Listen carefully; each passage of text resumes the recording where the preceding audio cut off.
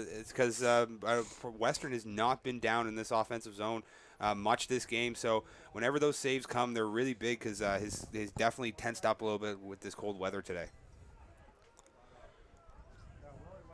Kyle O'Donnell. The pass down by the feet of Dylan Ham. They're going to call it a shot. Looked to me like he was trying to pass the ball across, but they will call it a shot. It was well off the net, and Western will maintain possession. Gamble gives it back up top to Ryan Miles. Let's go down to Pat Gregoire down at field level. Hey guys, we've played 4 games here already. This is the first injury report that we have to report. Kyle Chalorhos, if you noticed, sideline, not playing his normal position at attack. Yesterday, after scoring that game-winning goal, he actually, in fact, hurt his ankle. Shane Morlock, one of the grad assistant coaches, was telling me that after the game, but they thought maybe after taping it up, he might be okay. But obviously, after that first half, he's unable to get anything going, and it's looking like they're sitting him down for a while. He's got his track jacket on. We'll see if maybe he tries to go back at it again since this offense is struggling. Back to you guys. As we said, a big loss with Childerhose. Had only 13 goals in the regular season, but 5 yesterday. He was on fire at this tournament, and a real shame for them that he hurt himself on that game-winning goal. Fortunate, I guess, that it wasn't on the game-tying goal because they needed him for one more. Yeah, good for them there. You never know, though, if he would have hurt himself maybe on that game tire, he probably could have played through it for the game winner with all that adrenaline pumping and the way that game was going. This one, a little bit harder to get up for it when you're down by 8 goals. And it's going to be a hard fight for these Western Mustangs to get back in it because I know the McGill Redmen are not going to let their foot off the gas pedal at all. McGill keeps battling. McCrory with the shot. Hustled down to the end line by Nikolai Ferris to get possession.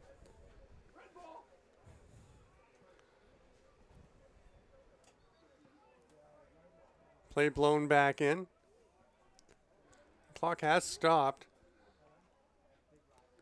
And eventually things are going to get underway again. Ferris with the ball will throw it up top to Ham. Now they go right up to the top to Gamble. Miles. He's pushed out high. Gets a little bit of help there. Throws it in behind the net.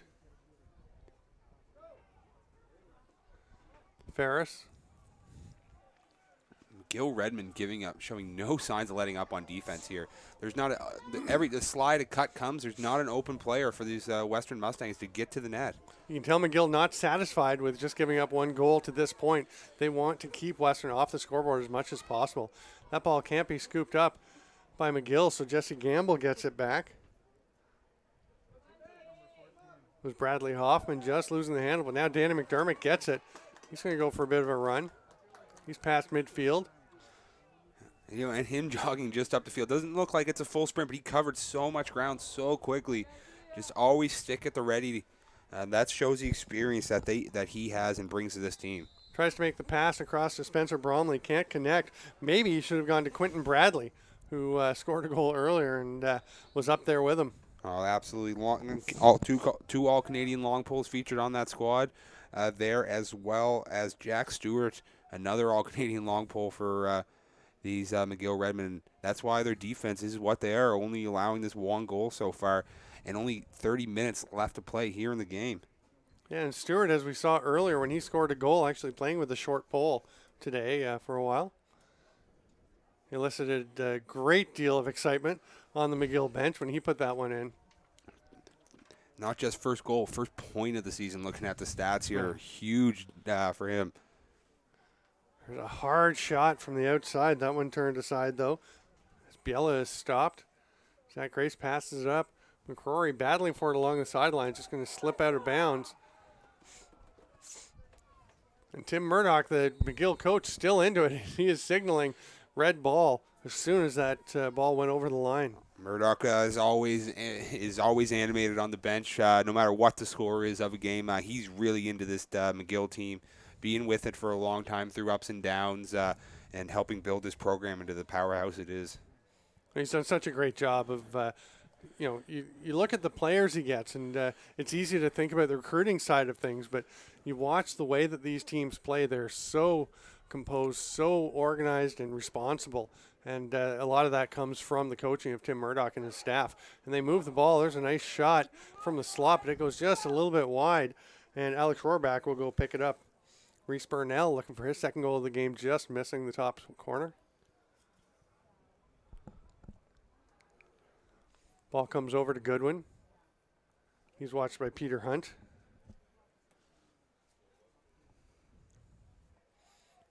Goodwin being followed all the way around the net by Hunt.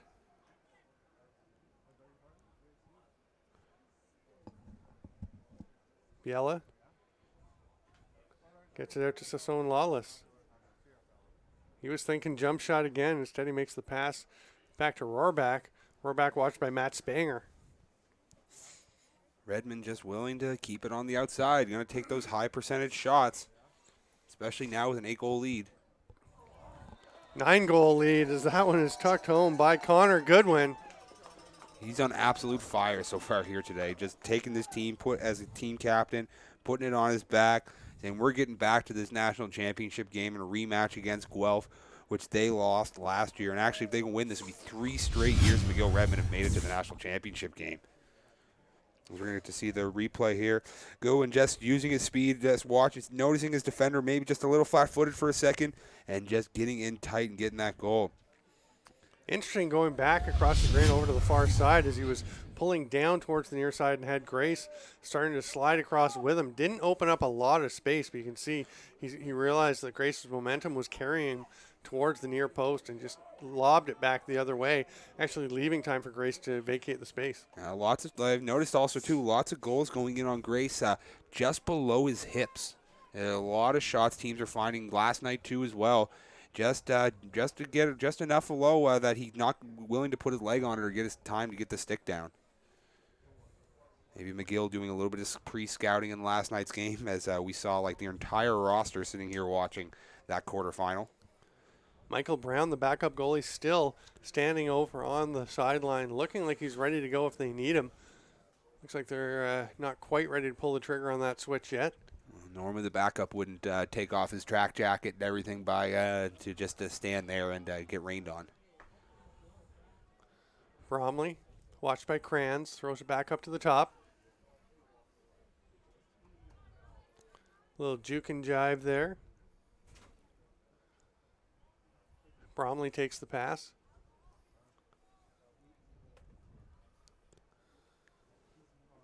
He's being watched by Robinson, and he gives it off.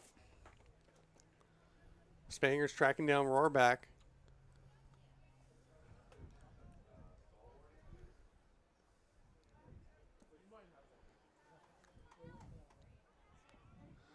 Sassone Lawless passes off to Rohrbach behind the net. I'll tell you, it's tiring for these defenders to be chasing McGill around as they just run all over the field, and you have to react to it, and you're already kind of emotionally drained from being down 10-1. We're going to see whether they call that a pass or a shot. And a flag down anyways, though, so looks like McGill is going to go to the power play. One thing I've actually started to notice, keep my eye on the goaltender, Zach Grace, is the lead has been getting bigger and bigger. Looks like he's maybe getting a little more nervous. He's actually spinning his stick more and more as this game has gone on. Little nerves to him, keeps pounding his pocket, spinning his stick around.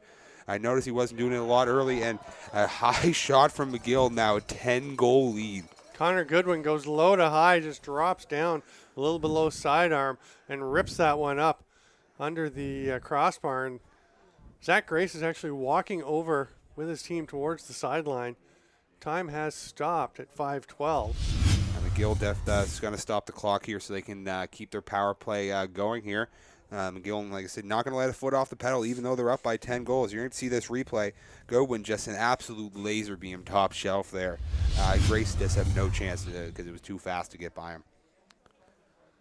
So like you said, McGill continuing to press, taking time out to keep that power play time.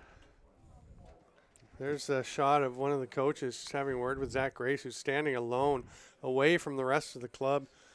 The rest of the team in the huddle there, and off to the right is Zach Grace.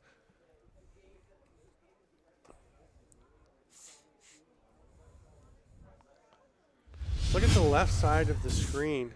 You were talking about Zach Grace spinning his stick a lot. We're going to have a shot at it here as he is doing it.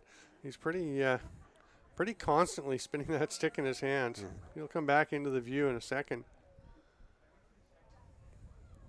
Just 'cause as long as he's not in his set position, I find he's doing it more and more. Once he gets set, it stopped. He doesn't spin it anymore. But it was earlier in the game, something I noticed looking at it, but definitely starting to get picked up more and more as this game's gone on. It could be and they do actually make that goalie change, and Michael Brown's going to come into the game, and Grace is going to take a seat on the bench. Ball scrambled off the draw. Nice job going down to pick it up for McGill by Maderi. Grace definitely not going to be happy with himself. 27 goals in just 6.5 quarters of play. That's not very uncharacteristic for him. That's about a month's worth of goals for him normally.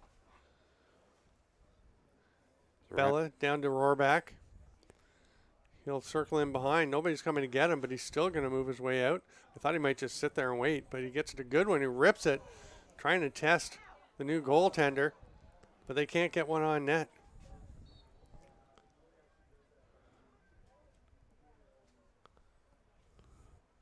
Here's Connor Goodwin with the ball again. Comes back to Goodwin. A player coming from behind. McCrory just chops down on him. Nice play by McCrory there. Just going unnoticed down the middle. I'm surprised none of the McGill players were yelling to let their teammate know that he was charging down from center. Jesse Gamble takes the pass, moves it off to Ryan Taylor, who is so excited to rip a shot that it bounced right out of his stick. Here come the Redmen back the other way. Biela saw the hit coming by Jake Kranz, so he just passes that ball off. They get a shot, goes out the back. It's going to be a Redmen ball once again. Another long pole shot coming in for the Redmen. They don't mind jumping in on the offense. That was Dan Williams, number 55, getting his shot off. A little wide, but Redmen will get the ball back. Rohrbach's going to take the pass in behind the goal. Spanger on him. Comes over to Spencer Bromley, the 26-goal scorer who hasn't been needed in this offensive explosion for the Redmen. There are 11 goals today, and Bromley really hasn't been all that involved. Our player to watch today, and really haven't brought his name up at all as this game's gone on. I'm sure he's just fine with it, given that they are on their way, well on their way to earning a spot in the Baggataway Cup Championship. As we were saying, again, if they were able to hold on to this 10-goal lead, it will be a rematch of last year's and the third straight year that the McGill Redmen have made their way to the national championship game. It was a great game last year, Guelph pulling out that victory in the final. We expect certainly more of the same, and the game will be on at 1:30 tomorrow afternoon here on JVI Sports Network. Make sure you join us for that one. We're anticipating it to be a lot closer than this game has been so far.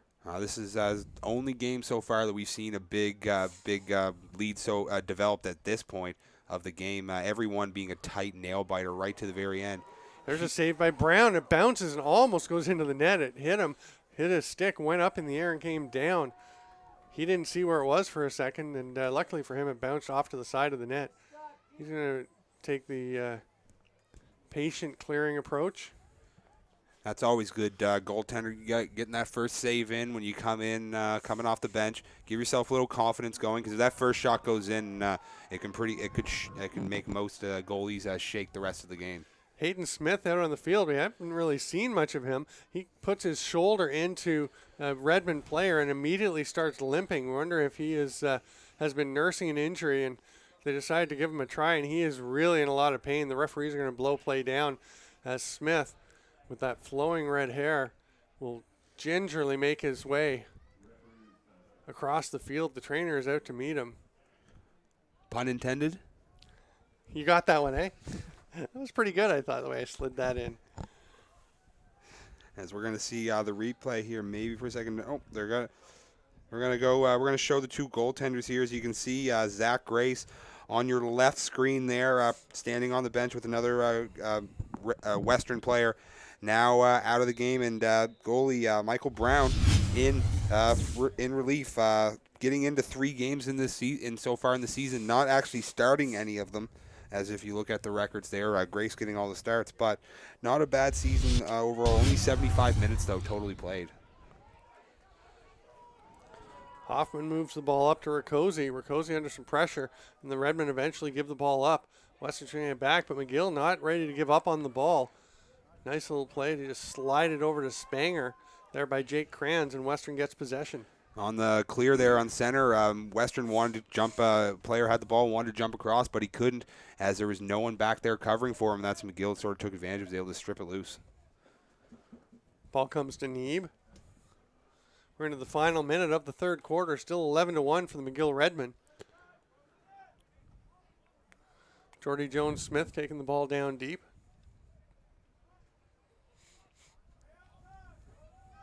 Haven't heard too much from him really in either game this weekend, especially being an all-Canadian honorable mention and the only one on the offensive side of the ball for the Mustangs, thinking that he would be leading the bulk of their offense coming into this weekend. Clock is on the field. We're into the final 30 seconds of this third quarter. Yeah, Jones-Smith not really creating a lot in the way of opportunities. Right now, Western staying outside. McGill's pretty happy to just tie up the guys down low and keep the Mustangs to the outside. Now McGill's going to take a penalty. Certainly haven't taken many of those. No, maybe second, maybe third, if that, of the whole game for the Redmen. Normally always a very disciplined team. Murdoch preaches that. If there anything extra said on the bench, I've heard in the past he gets right into their faces and makes sure that that stuff stops. Anders Biela taking the penalty. The third quarter does end. The referees will take stick checks. They've grabbed the stick of Brendan McDougall from Western. And somebody will go and grab a McGill stick, and they've got one. So they'll do their checks. We'll take a quick break.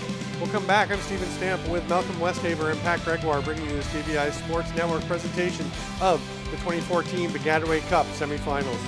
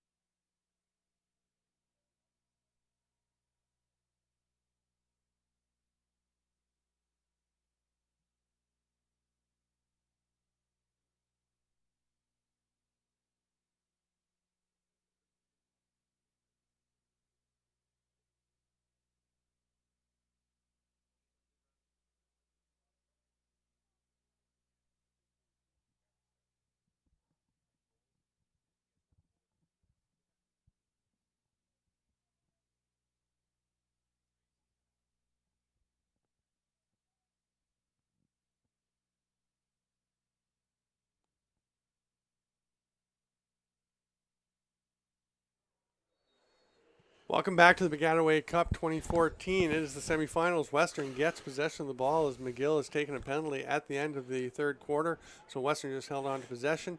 And McGill, though, is going to get it after the shot. They'll get possession. It's going to be tracked down. Nice job there by Bradley Quinton. And here comes Danny McDermott. He's going to pass it off. They move the ball and almost get a shorthanded goal. It's saved by Zach Grace, who's come back in between the pipes for Western after getting a brief spell. Here comes Jordan Tripp for Western heading up the other way. Are they going to be able to create something on this power play? Oh, a nice touch goal by Dylan Ham, just tapping home that pass across from Ryan Miles. Oh, absolutely gorgeous. That was in and out of his stick in less than a second, as he was going to have Danny McDermott coming all over him. But Western, if they want to get back into this game, that's the way they got to do it. They got to get a goal every 2 minutes. We're going to show the save here from Zach Grace. Big one. This is the momentum swinger probably for this shift, getting the big stop. And then we're going to swing it down in the goal for the Western Mustangs. See, you get underneath. It actually tipped off McDermott's stick. Nice readjustment there to get that goal for the Mustangs. Great hand-eye coordination by Dylan Ham. Let's go down to Pat Gregoire on the field for a sec. Yeah, building off what you guys were just talking about, that's an absolutely massive goal. I know the Mustangs are down 10 right now, and it's a lot. But you know what? To quote Kevin Garnett, anything is possible, and it's plays like that that are going to get these guys back into it. There's still a lot of time in relation of lacrosse left, so they can pepper in a few here and at least make it a game, or possibly complete the immaculate comeback. Back to you guys. Yeah, I mean, like we said, it seems almost impossible, but it is impossible if you don't get the first one. That's how you have to start it. We have a flag down on the field, and again, McGill taking a penalty, giving them some chances. It's actually Spencer Bromley heading off the field. Something that we really haven't. We didn't see in the first half or in the first 3 quarters, really, from the McGill Redmen. Not taking a lot of penalties, taking one there late and now another one, but also Kranz getting a penalty for the Mustangs. So no edge for the Mustangs with Kranz taking it. The two of them going off for unsportsmanlike, getting into each other a little bit. Jesse Gamble trying to drive down, just bullying his way to the net. He's turned aside. Now he's going to open it up and get a shot off. Some pretty solid, some tenacious defensive work there. But eventually he did get free. That was Dan Williams on him. Gamble looking like he almost wants on that point to say, I'm going to put the team on my back here and try to get a goal, but Williams saying, not today. Comes over to Sam Neeb. Neeb passes across the grain to Gamble. Williams on him again. Gamble's shot goes well wide. They'll start with possession. Patrick McCrory behind the net. Gamble had a few. Brian McCrory. Gamble had a few sticks in his face when that shot came. Kranz is released.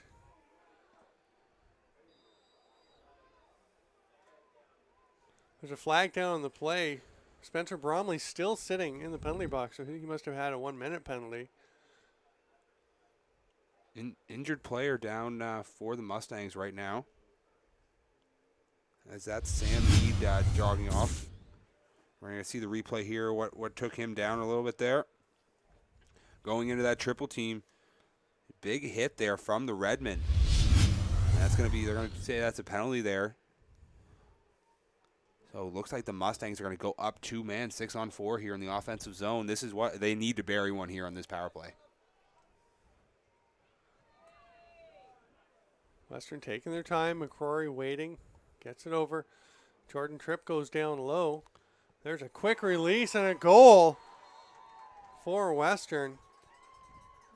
Jesse Gamble there, quick, just in and out of his stick. Another quick stick goal for the Mustangs. And, of course, they take a timeout immediately following to keep this 6-on-4 power play going. And now down 11-3. They've got the last 2 goals. Momentum rolling a little bit their way. McGill actually sort of looking like they're off a step in this 4th quarter so far. As you're going to see this right underneath McGamble, wide open. Just getting that shot off in time before Williams' slide comes. So you're going to get another angle of it here. Just you can see, actually, like just as the ball comes out of Gamble's stick, Williams is right on top of him. Yeah, that's actually pretty good defense by McGill there with the 4-on-6 situation, as Williams got out there very quickly. But Gamble really had to get rid of that ball in a hurry to be able to get that shot on net. A half second later, and that would have been blocked by Williams. So Western not giving up. Kudos to them. Great effort in trying to come back here. As we were saying, that they had to have scored 2 goals. They have to score a goal every 2 minutes if they want to get back in. And right now they are on that pace right now. They've got 2 goals in the first 4 minutes of this quarter. If they go on a streak, maybe get 2 or 3 in a minute or 2 span, we'll be right back into this game. It's always the next 8 that are tough to get, though. That's what they said about the first 10. Now it's just down to 8. Got to go. You can never give up. You look at this thing, keep looking at that Queens team from last night. Yeah. They just never gave up on themselves. Everybody on the bench standing arm in arm the entire game. And they just knew that they had a chance. And if Western gives that same mentality, they might be able to get back into this. Jesse Gamble comes up with the ball off the face-off. Gets it over to Ryan McCrory. He's watched by McDermott. He's dangling, gets it over to Tripp. Tripp looking to pass. Now he's going to rip it down on the near side. He was going to go to the other way. Gamble slides right into the slot, gets a shot off, but it bounces past the net. It's going to be Western ball once again. The goalie, William Waite, is back out of his crease, but he gets back between the pipes. Makes that just in time to make that save against Ryan Miles.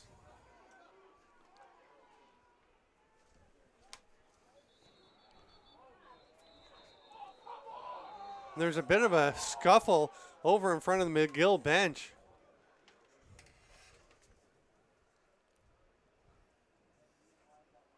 I'll have to wait to see. We have a timeout called on the field.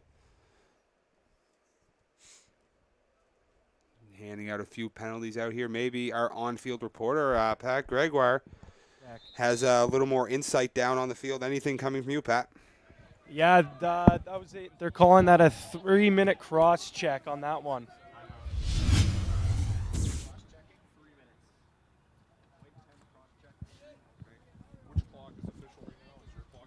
So it's Kyle O'Donnell with a 3-minute cross check. Back up to you guys. O'Donnell, number 10 in white for the Western Mustangs. You can see he came in late in that play and got his stick up around the helmet of an opponent, and then actually took another shot at him afterwards, and that's going to really put the brakes on this Western momentum. Oh, yeah, that's not a good sign for them. Definitely showing some extra frustration here when you see this, as this was this hit from Gamble coming in was after the whistle. The first one, fine, probably, as then you can hear part of the whistle going there, coming in high, and then continuously coming to push. As you can see, just giving the guy another high shot, right, and the referee saw that one right away and threw his flag. Yeah, not sure with the timing of when that flag came out, if it was the first shot up around the chin or if it was the second push that got the flag, because the flag came as soon as that second shot landed, which means he was probably reaching for it before. But either way, a 3-minute penalty, born of frustration, undoubtedly, for Kyle O'Donnell. And McGill will go to the power play and try and get the momentum back. Connor Goodwin up top is just going to take a shot. That one goes off some metal because it is way up in the air. That's going to bring the rain back. Finally comes down.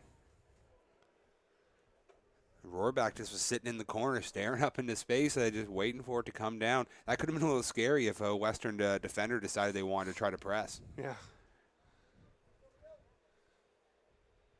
There's a goal on a sharp angle. Connor Goodwin with another goal. Absolutely on fire today, Goodwin is. Just lighting the lamp for this team, as Western probably would have been, as looking the scouting report, 26 goals for Bromley. So that's who you're going to key on, as you got Goodwin with 23 assists. So that's going to be the disher. But the Redmen have sort of switched it around today, and Goodwin's been the main offensive threat for this team. Just getting some space down below the net, and just a really hard angle shot, and nice to get that up top shelf. With these 12-3, the Redmen go ahead. They're going to win the faceoff as well and get possession back with still plenty of time left on the penalty. These nets they actually have out here on this field have a bar that go down the middle. Gives us actually a really good angle to seeing where the ball goes into the net compared to some other ones where it just sort of hits it and falls down. Good one with the ball again. Gives it off. Hard shot by Biella. Rohrback picks up the ground ball. Goes to Biella. Up to Goodwin.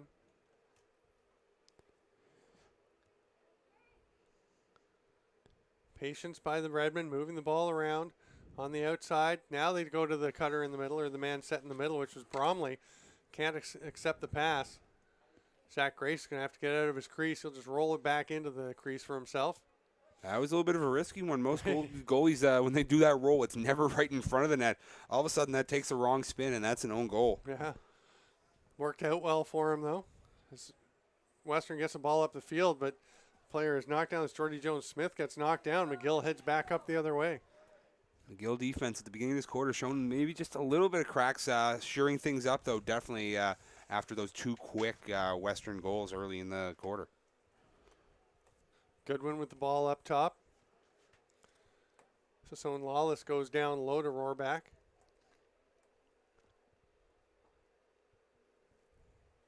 Sorry, that was Jake Gutman, not Rohrback. Now it comes back up to Sassone Lawless and down to Gutman.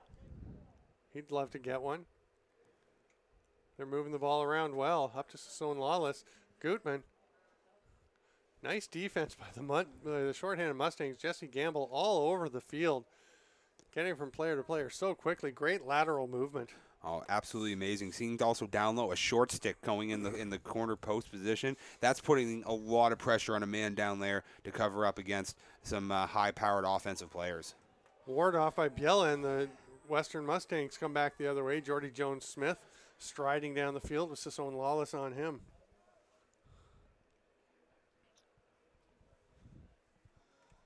Jones-Smith taking his time.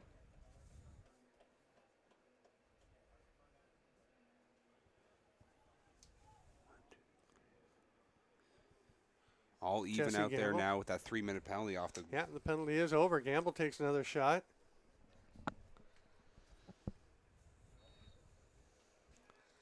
Western with the pass out.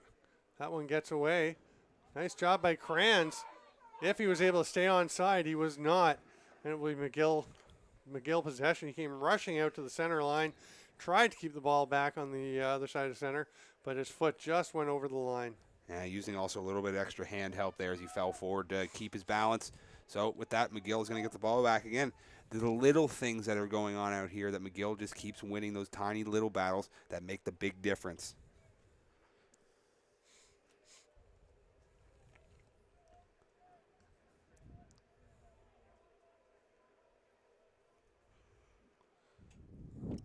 McGill moving the ball down the field. Rohrbach has to bend over and pick it up. Matt Spanger on him.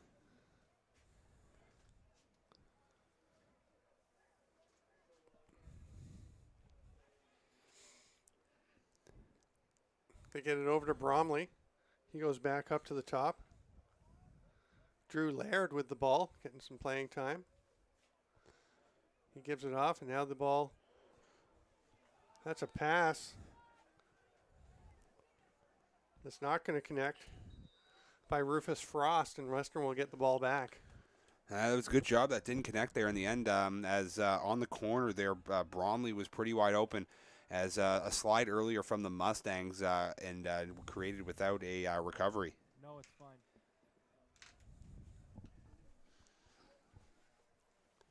Western with possession. Jesse Gamble takes the pass from Sam Neeb.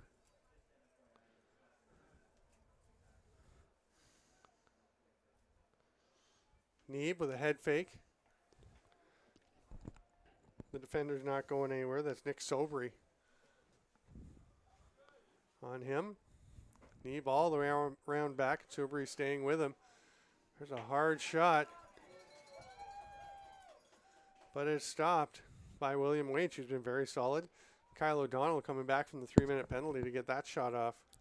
Now, Waite not seeing a ton of shots today, but when he does see them, makes the save that he needs to make, and keeping this McGill team comfortably in this lead.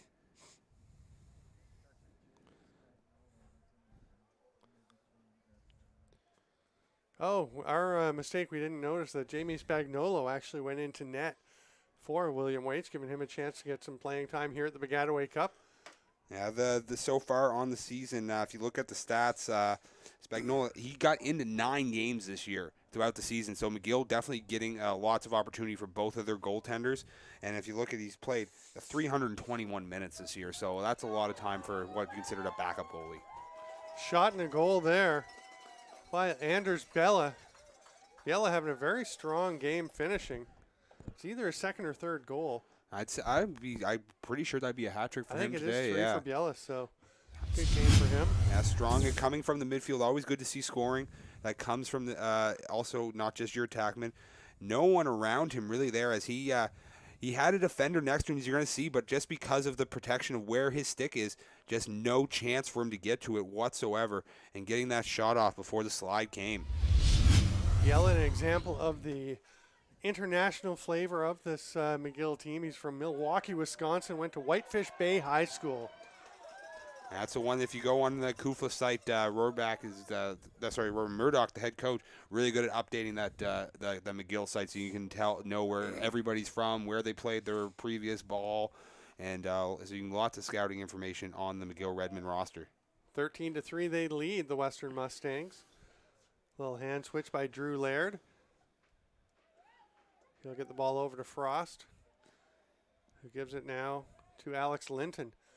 So McGill using their bench, letting the depth players get some time on the field.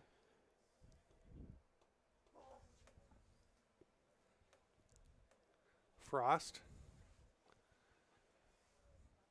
He's watched closely by Jordy Jones-Smith. Reverses field again. Just leaves it there for Spencer Bromley.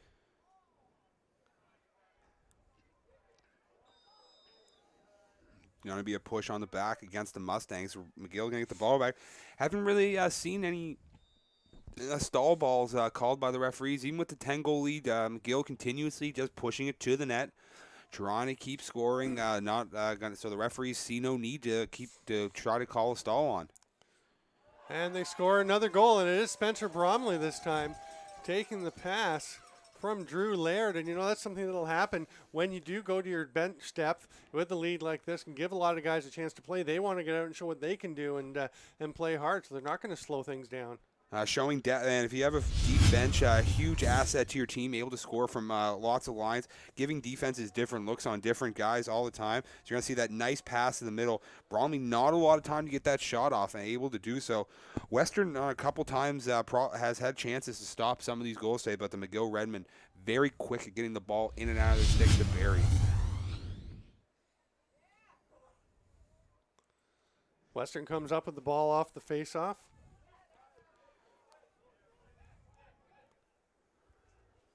Ryan Nolan in there for that one.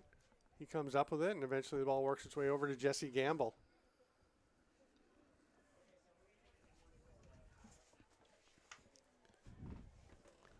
Western taking their time, setting things up.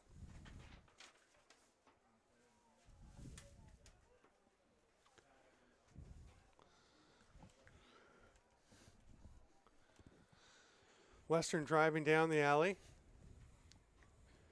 They move it around to McCrory. McCrory trying to get to his brother. Doesn't quite connect, though. But Jesse Gamble will track it down. We're near the 5-minute mark left in this game. As we were saying before, they're going to have to score a goal every 2 minutes. To win this one now, they're going to have to score more than 2 goals a minute to come back in this one. So that's a much tougher task than what we were saying at the original game. 11 goals and 4:49 is going to be quite hard to force overtime. Especially against this McGill defense, not giving up really anything so far tonight. Just 2 little lapses at the start of the fourth quarter on the penalty kill, but really nothing else. And one of those on the 6-on-4 short man advantage where they almost got there anyway. Yeah, against a guy who played on Team Canada at the World Championships. But Western getting on the board here again is Ryan Miles. Is able to bury there and now just make it a 10-goal lead for the McGill Redmen. So Western they're pretty much out of this one, but they're not going to give up fighting in their last game, possibly of the season. You're going to see here, nice movement, just lots of time and space, and just a hard shot that was too fast for the goaltender, Spagnola, to get a save on. That's one where Danny McDermott was a step or two slow getting out onto Miles, and he saw the opportunity to get that shot off and just ripped it home.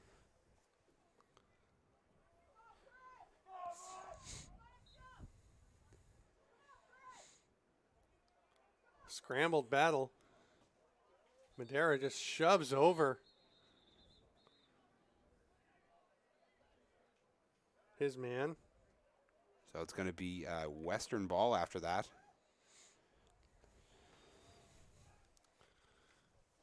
Western moves it down deep. Ryan Taylor moves the ball, gets the pass back. Hoffman almost knocked it away. Now he does.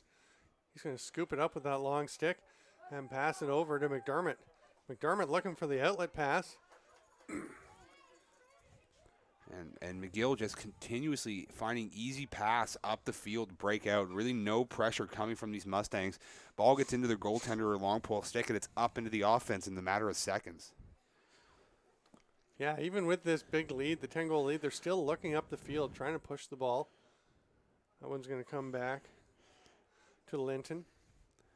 For anyone out there, again, it's the first game. The last 3 minutes of this game, and every game in CUFLA, The clock does stop instead of run time. The clock on the board is not the actual official time. We're as close as we can get to it. And there goes McGill just adding to their lead here. Jake Gutman gets his first of the day. Gutman, one of the leading scorers there for McGill over the season. As you can see that the goaltender, Zach Grace, out just to try to create the double team out there. And that's if Western, they got to push to try to get back in it, and it's going to be a long, hard road. And McGill's just going to be able to keep pouring back goals like that if the goalie's going to be out of the net. Yeah, you can see Grace nowhere near his net as he's out covering a defender at the very top of your screen there, actually behind the goal line extended. So Western wins the face-off again, comes up with possession. Dan Williams on Gamble. Gamble gets the shot off. That one's stopped by Spagnolo, just catches it in his stick and throws it ahead. Here comes Reese Burnell the other way. He's going for a long run, just pops out of his stick. Scooped up by Miles. Took a little bit too far back of a wind-up there on that shot, and it slipped out of the back. There's a shot by Western. They get another goal. This one, Dylan Ham. Peter Hunt was getting up the long pole who was involved in the offense there, but Ham's the one who finishes it off. Western not going to quit, even though, big down 10 goals, pretty much out of it. They're going to fight right to the bitter end here. We're going to get to see on the replay. You see on the nice catch there is a little off balance and just able to corral it in time. McGill really off their mark there as they had tons of time to catch that and bring it in, as we have only 1:58 left to play in the game. That's one thing, regardless of what the score is, goal scorers love to score goals. So Dylan Ham taking the opportunity. Here's Ryan Taylor to get one. And where has this come from? From the Western Mustangs in the final couple minutes of play. Ryan Taylor now, who we really haven't seen. He had 14 goals in the regular season, but really hadn't been much of a threat today. And he just steps into the slot and fires one into the top corner. Yeah, nice quick face-off win from the Western. It actually ended up being a win by the McGill face-off man, but smart move from Western to pick that up in time and able to get a slide across in a high goal. The clock does continuously stop. That only took about 4 or 5 seconds off of it there, but it's going to have to be a repeat performance about 10 more times for that to happen. Another great effort here by Craig Charteris, number 18, who set up that last goal by jumping on the ball coming out of the faceoff. And Jordan Tripp having some aggressive shots at some folks. Actually, that's as we just got confirmed, only Rowan Kelly. A minute 20 pretty much left to go in the game. McDermott just going to go for a run. He's going to takes a shot. Saved by Zach Grace. Zach Grace makes the pass up to near midfield. Rowan Kelly gets the ball. As you said, goal scorers like to score goals, but if a defenseman ever gets a wide open shot, they want to score a goal too, as it doesn't happen too often. Ryan McCrory will give it down to Ryan Taylor.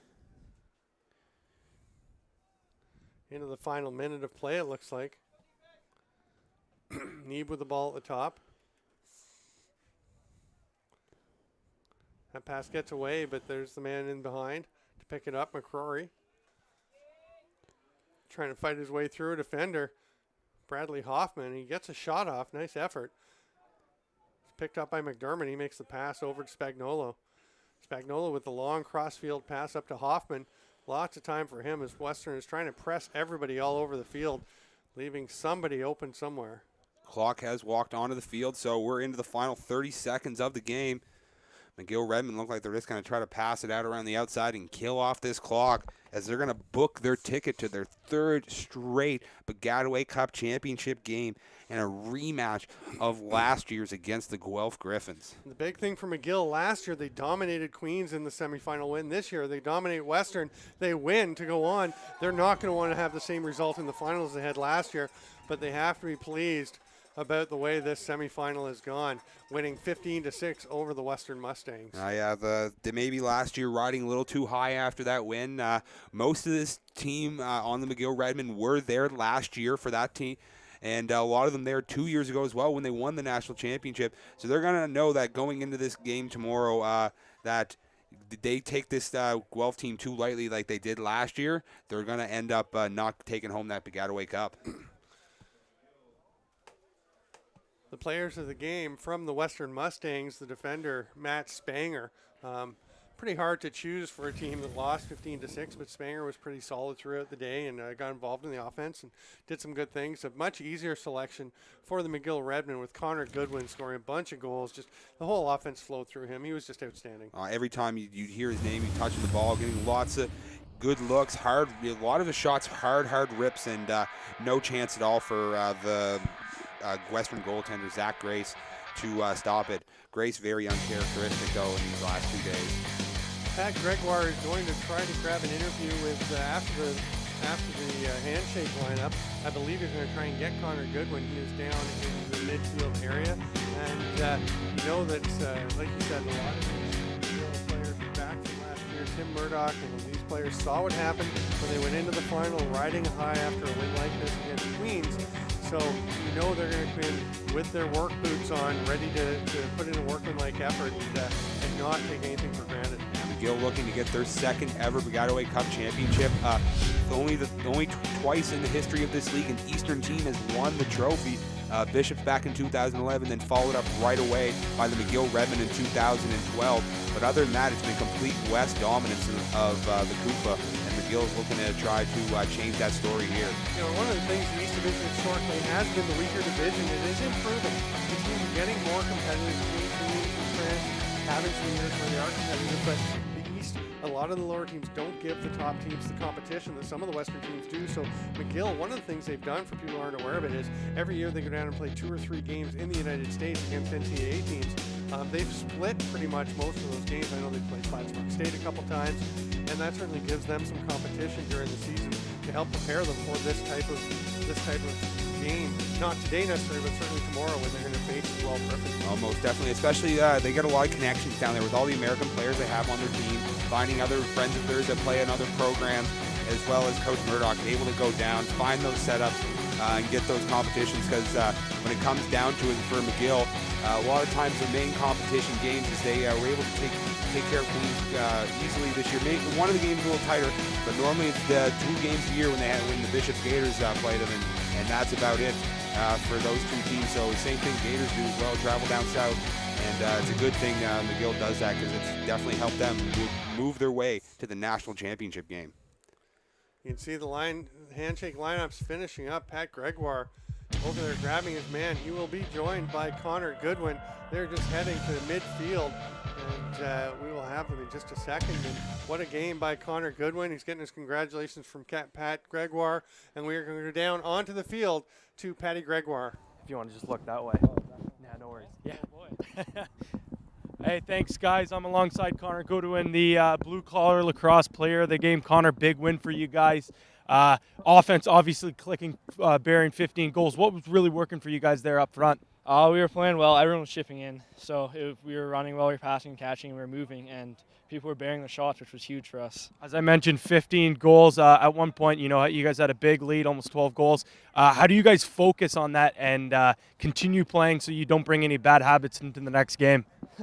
Thanks. Well, the backbone in this game was definitely our defense. So we just focused on defense first, and offense came from that. So we played strong defense and got good transition opportunities and buried when you had the chance. So. And you guys are heading to the Baggataway Cup for the 3rd time, 2nd time against Guelph. Obviously, I'm not going to ask you how hungry you guys are to get that revenge, but what do you guys feel that you need to do to come out victorious and capture the Baggataway Cup? If we come out like we did today, we'll be in good shape, and we're all looking forward to that revenge from last year. All right, perfect. Thank you, and good luck tomorrow. All right, that was Connor Goodwin, the blue-collar lacrosse player of the game. We'll send it back up to you guys because I'm getting soaked. Apparently the rain has returned. You can see on the track it is falling again. There's a good shot in the lights as the rain pours down. Patty, come on in, warm up, and get yourself a warm coffee or something. And thank you so much, everyone, for being with us. This has been the 2nd semifinal of the 2014 Baggataway Cup. We are set for tomorrow. Join us at 1:30 p.m. tomorrow afternoon. I will be bringing you the game on play-by-play. I'm Steven Stamp along with Malcolm Westhaver on color commentary. Patty Gregoire down on the field. For all of us and the rest of the JVI Sports Network crew, thank you for being with us. Make sure you join us tomorrow. We'll see you then.